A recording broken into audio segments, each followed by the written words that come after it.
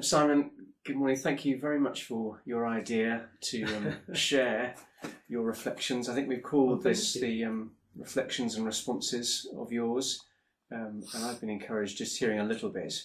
But you're doing that as a Christian person. There'll be lots of people listening to this who will have different views and faiths, yes. Many Christians, but some perhaps who aren't. Can I begin just by asking you then, how did you become a Christian? However many years ago that was. Well, I've calculated that it's almost 44 years ago to the day. It was in November 1973. So that goes back just about 44 years. And it happened as I went to Kingston Polytechnic, Kingston-on-Thames Polytechnic, which is now a university. It's been upgraded since I left. And I went down there at the age of 18 years. Now, I didn't know anybody at all there, so it was all completely new. I can honestly say I had no real interest in God at all. I had all sorts of other things on my mind as to what I might do at university, but had no idea at all. But I suppose going away, you begin to think new thoughts, you begin to branch out into different areas, meet new people. And so in that context, I was challenged first of all to think about that there might be a God behind the world that I live in. And in those days, there were no such thing as safe spaces at university where you can't be allowed to meet or to see people who might challenge you or make life a little bit challenging for you. And so early on I did meet Christians and with a living, vibrant faith, and determined I would try and follow that up. And so I did. I went to an informal Christian meeting. I learned that I don't go looking for God, but he came looking for me. And at a particular time in human history, Christ came into the world. And I think it's the first message he preached, I think in Mark, the kingdom of heaven is at hand, repent and believe the good news. And I did that. That's terrific. That's terrific. I suppose you'd have engaged lots of people who were in a position similar to you at that stage, exploring. And one of the things, I guess, in your current situation is the idea that Christianity is something of a sort of prop which you lean on. What would you say to people who might think Christianity is really for weak people, who can't sort of face the real world as it deals things to us? I think my immediate reaction now, as an older Christian, it wouldn't have been as a younger Christian, my immediate reaction would be to somebody who said that to me, are you strong? Now, many people will say, yeah, I can handle things more or less. Well, would you be strong when hit with really bad news? Because one day you will be. And if you feel strong now, well, I suppose naturally we feel strong most times in our lives without any help. But I tell you, there are times when you most certainly do not. And that time for you was 7th of November this year, so however many weeks ago.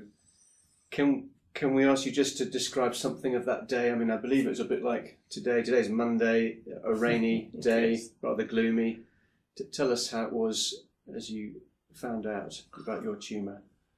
Well, I was fortunate enough right from the very beginning when things went wrong for me. I was sure there was something seriously wrong, and at every stage, the doctors and the hospital I was in indicated that it was not good, whatever it was. So by the time I called D-Day, that's the diagnosis day, came, they did not tell me anything that I didn't think they were going to tell me anyway. So it's like being forearmed. Yeah. So when the specialist said that it was a high-grade glioma, not that that means anything to me, I know what it is now, but when he said that to me, it didn't entirely surprise me. But I think it's looking someone in the eye, and he says that's what's wrong. And he said 2 months is a realistic time scale.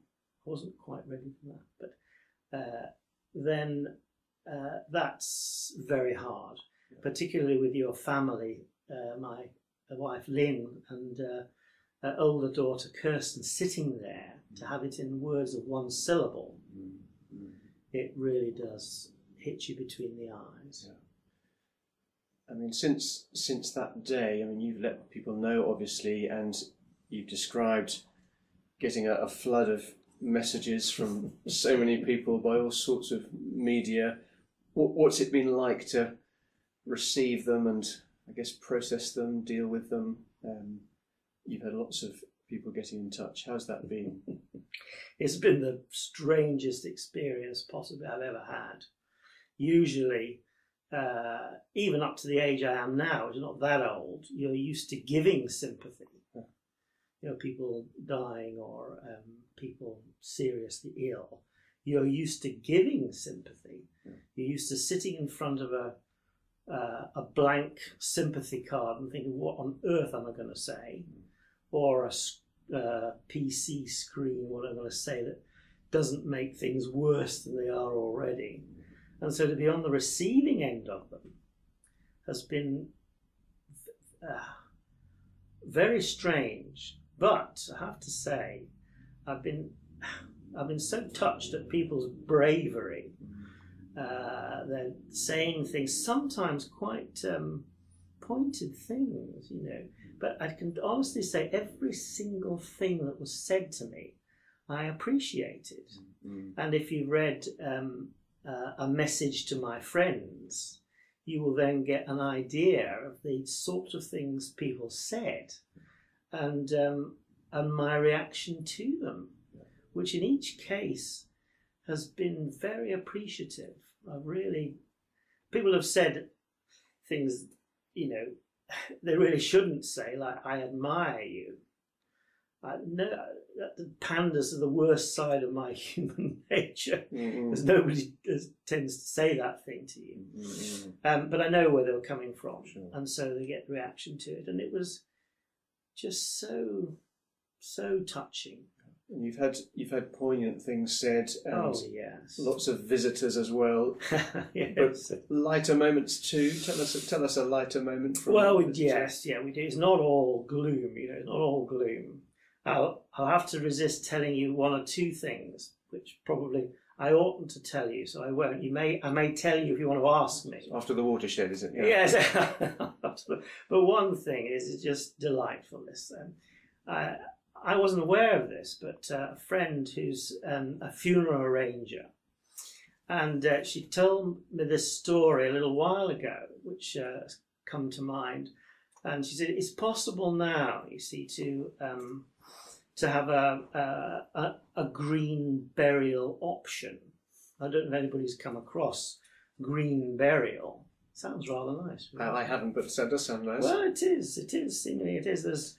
There's green burial sites around the country set aside for this, where you can lay to rest your loved one in a biodegradable coffin, and you can choose a place where you can lay them to rest, so that afterwards you can go and visit. Although you're not supposed to put a stone up or anything like that, because it's meant, as one green burial site said, it's like a shanty town for the dead, which is a rather bizarre thing. But I thought, wow, a shanty town for that. So the only thing is, you see, that there could be a variety of costs depending on where you lay them to rest. And so, what's interesting? Why is that? Why would it? Well, if you choose a really quiet place where there's not going to be lots of people milling about, or a quiet place away from a roadway, or somewhere where trucks and lorries would be passing by, it could be a cost implication. And my friend had someone come who wanted to book one of these sites, and was explaining this. He said, well, that might be more expensive if it's a quiet place, but if it's near the roadway, it could be more expensive. And the customer said, it doesn't matter. It doesn't matter. Oh, so it wouldn't matter if it was, if there were lorries or trucks going out. No, it doesn't matter. Oh. Why is that? Well, he said, Dad's death. Did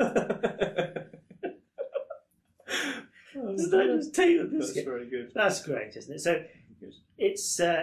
I could tell you some other things too, but I won't. But I thought that would be enough. And it is a strange thing in amid serious stuff like this, which it is serious.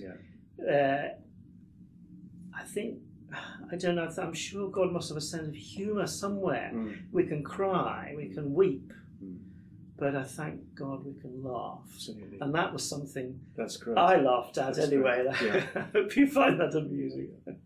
Simon, your hope is, I think there's lots of different people see this, and people from your current church, Christchurch Westbourne, but also your previous church, Chessington Evangelical Church. You've been involved in those churches in different ways, in similar ways, but different ways. Can you tell us a bit about your involvement in evangelism? What is evangelism? You better tell us that, and what's that meant you've actually done in serving those churches? Well, the thing that lights up my eyes more than anything else, which is what it did at the beginning when I first started learning about the faith myself, opening up the Bible, getting people's reactions to the ancient stories that brought me to life and that bring other people to life. It's the thing that I've most wanted to do above anything else. And so back at Chessington, right from the word go, we would do either one-to-one or courses where we'd look at passages and get people's reaction to them. It's not standing up and speaking, but just opening up the Bible and getting people's reaction to it, and then responding to that reaction. And sometimes the reaction is people are really immediately interested. Sometimes people get a bit annoyed. Sometimes people want to argue. But it's remarkable how if you can take a bit of time and just open up these stories, how these ancient stories just get under the radar. And I don't know how many people have gone through these, but there's been many, many people that have emailed me now to say, 25 years ago, I remember something done 25 years ago. We're still going on. That's wonderful, isn't it? It is great. And the sort of parallel activity of not evangelism so much as apologetics. You also have a passion for making a ready defence for the Christian faith. Tell us about a bit of that and what you enjoy in that. Well, God has given us minds. We are human. We're rational people, and God has given us minds, and we need to be satisfied in our own minds that that it isn't just faith which you plonk somewhere. It's so much more serious than that. You have to be aware that what you're putting your faith in is actually trustworthy, and apologetics tends to come after faith. You believe and trust, and then you say, now, have I been led in the wrong direction? You know, is there good evidence, for example, for the resurrection of Jesus? Because the whole faith rests in the end on the resurrection, the death and the resurrection of Jesus. Is there good grounds for that? And it's perfectly right to ask that question. And so I think in one of my some of the stuff I put out, I mentioned a couple of books. One more straightforward, Who Moved the Stone, Frank Morrison. But if you really want something magisterial, you've got N.T. Wright's The Resurrection of the Son of God, which is an extraordinarily well-researched piece of work. So that's apologetics. And what I want to try and do is to draw out some of this stuff if people ask me, so that I can explain why. Because God has given us minds, we must use them, and we are much the poorer if we do not. You mentioned earlier some of the things that people said to you, perhaps on emails. I'm thinking of you, I'm praying for you, and you mentioned the well-meant but sort of disarming, I admire you. Yes. There's one other thing which I think you wrote in one of your pieces too, the kind of knee-jerk exclamation, it's so unfair. Yes. Can you respond to that perhaps a bit more? How would you address the person who sort of wants to know that you must be angry about this as they feel? It's so unfair. What would you say to that? Well, this whole thing came out of the question about being angry with God. That was going to be the subject of this interview. Somebody did say, why are you not angry with God? And it was that started my mind racing. I can't find it in me to be angry with God. I'd have to work that one up. But having said that, I do understand where people are coming from, but I thought it might be better to look at it more from the idea of fair and unfair, which would include all that. And to try to answer that is it's going to take me just a little bit of time.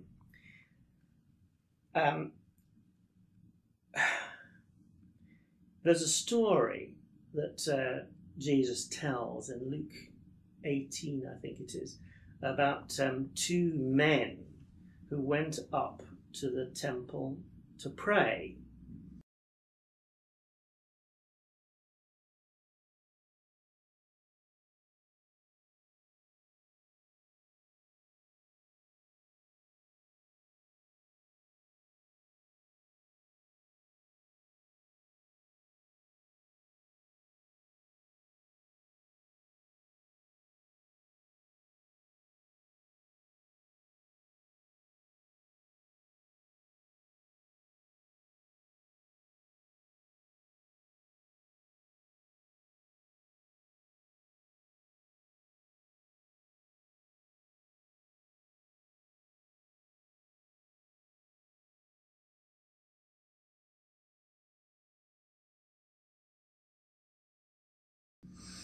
And the two men are totally and utterly different to each other.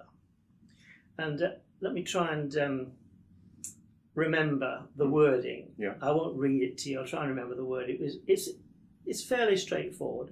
Two men go up to the temple to pray. A Pharisee, who's a religious man, he's the man that people look up to. He defends or he upholds the old ways. He knows the law. He would be a very righteous and upright man. He's the first man goes up.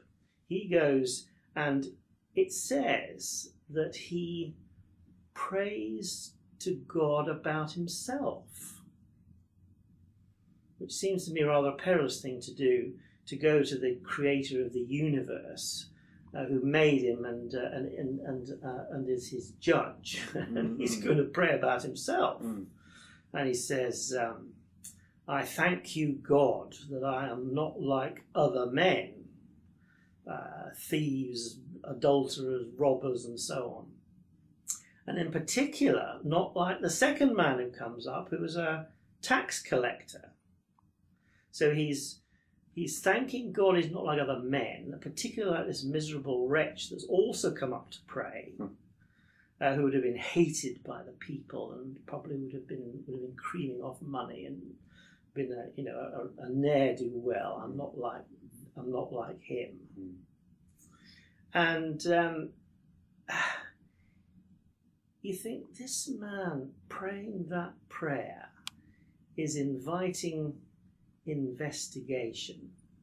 He's inviting God to look at him and say, right now, what makes you think you really are better? Yes, you give alms. Well, you're supposed to do that, aren't you? You fast, is it twice a week? Well, perhaps you don't need to be quite as particular as that, but what you're telling me is that I owe you. I owe you. So therefore, because I do this, you must reward me in some way. So what this guy is doing, he's going to God on the basis of merit. I merit your approval. He's awaiting, rather like some of these men that have abused women. They're wondering in the morning if there's going to be another accusation from somebody else and where it's going to come from. And if the manhole cover of his life was opened up and you look inside, I don't think it would bear too close inspection. So that's the first man. He's going to God on the basis of merit. You owe me. Yeah. But the other man, it says he goes to the temple and he won't even look to heaven. He feels too embarrassed to look to heaven. He can't even look there. Yeah. And he beats his breast, which basically means he's conscience-stricken. He's conscience-stricken. He's not saying you owe me. He's the very opposite. He says, God have mercy on me, a sinner. That's all he says. God have mercy on me, a sinner. He brings nothing to the table at all, except whatever might be there. And there would be a lot there, because the tax collectors in those days, they had a sort of franchise from the Romans to collect taxes. They weren't paid like our tax inspectors. They got their money by creaming off money from the taxes that were paid to them. There would have been a lot of corruption going on here, quite apart from anything else.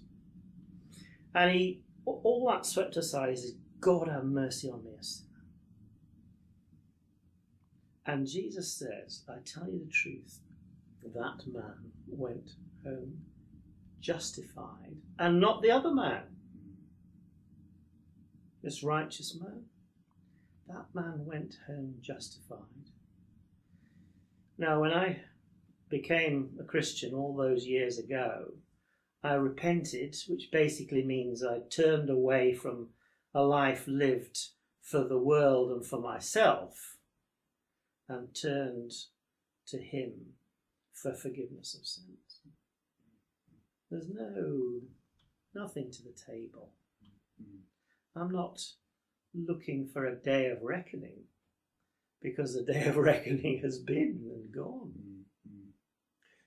You mentioned to me a little story about Alexander the Great, which sort of, I thought, encapsulated the sort of owing, the merit, mercy difference. Can you tell that story? Yes, I hope it's a true story. It's one of these stories people pick up, as you go along, and you just hope it's true. But in a way, it doesn't matter if it's true or not, because it gets the point.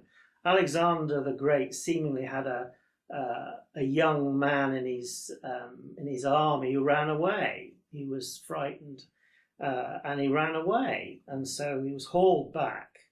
And the king says to him, "I've sentenced you to death."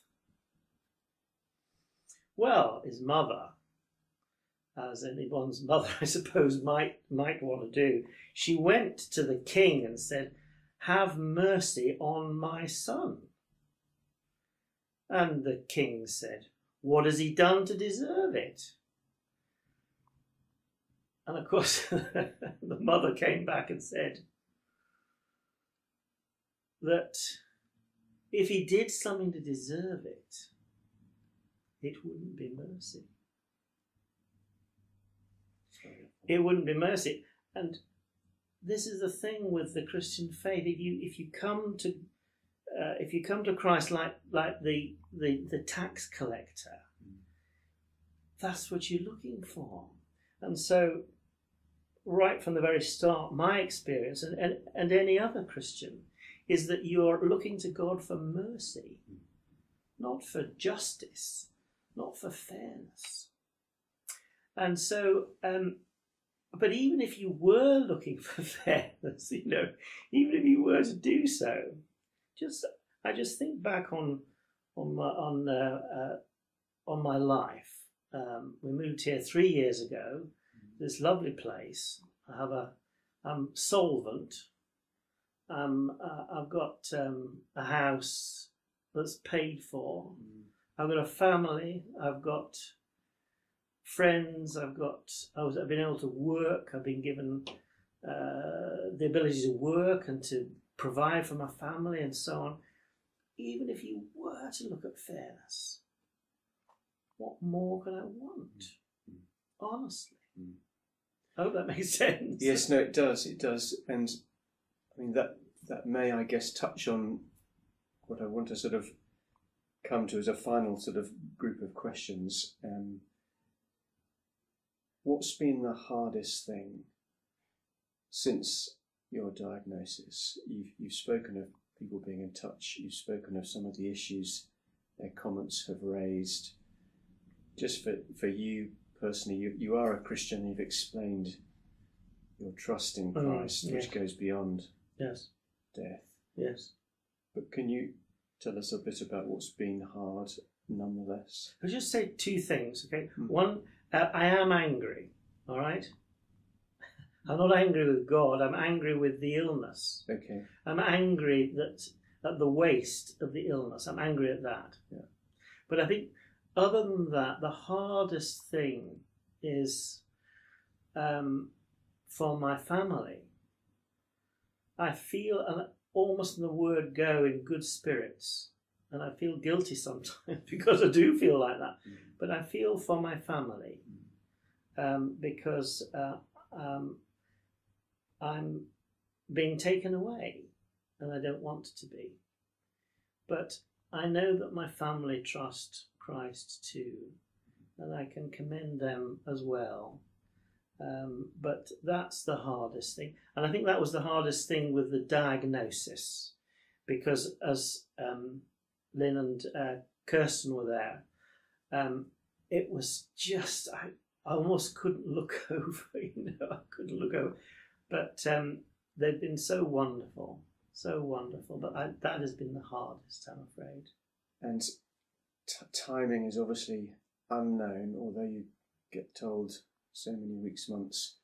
How do you view the time left, and what do you want to do with it? A couple of things. I am fighting to keep as much mobility as I can. I'm not going to let cancer take away from me more than it has any business doing. So don't let anybody think I've just given up. But with the time that's left, there are really two things I want to do. One is I want to make sure that we have as much ordinary family time as possible. We thought we'd do special things, and then we realised why we want to do special things. Why not just make sure that we enjoy as many family times as possible? And that is what we've done, very much so. And secondly, I wanted to use what time I have doing something like this, and if I can do a bit of writing to try and do that as well, is to try to make the best use of the time that there is, that I can look back and say, well, I don't think we could have done more than that. We probably could, but I would hope there's not much more that we could do to make the best use of that time. Simon, thank you very much indeed. It's my pleasure. Thank you. Thanks for listening.